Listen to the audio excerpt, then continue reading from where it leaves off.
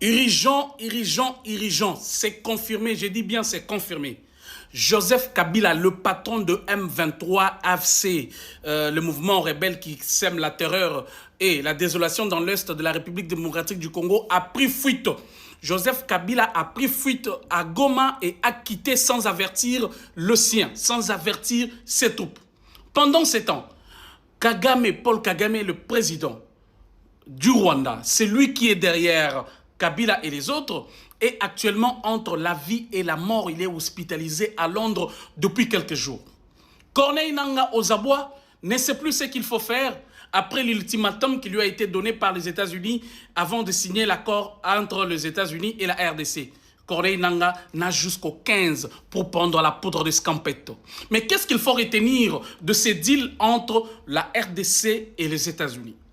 Ces partenariats, ces deals s'inscrivent dans une logique de coopération stratégique en matière de sécurité, de lutte contre les groupes armés et surtout l'instauration d'une paix durable, notamment dans l'est de notre pays qui est la RDC.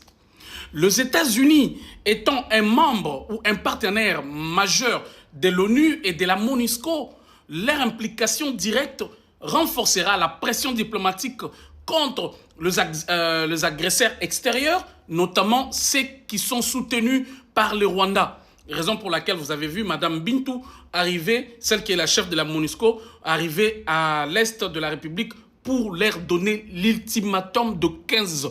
Donc ça veut dire qu'ils sont là jusqu'au 15 pour faire bagage et partir. Mais ce deal sera un levier économique et technologique pour la RDC. Une occasion à ne pas rater, s'il vous plaît. Le partenariat États-Unis-RDC ouvrira la voie à des investissements américains, des investissements bien sûr très accrus dans le secteur minier, énergétique, numérique et éducatif. Cela représente une opportunité pour le transfert des technologies. Ça veut dire, le renforcement de capacités locales et la création d'emplois durables pour la jeunesse congolaise. Oui, cette jeunesse qui a été ostracisée pendant plus de 18 ans par Joseph Kabila et ses acolytes. Ce deal sera un appui à la gouvernance et à la démocratie. S'il vous plaît, les États-Unis d'Amérique soutiennent activement les efforts de bonne gouvernance, la lutte contre la corruption et la promotion de droits humains. La coopération permettra de renforcer les institutions républicaines et d'améliorer la transparence dans la gestion de ressources.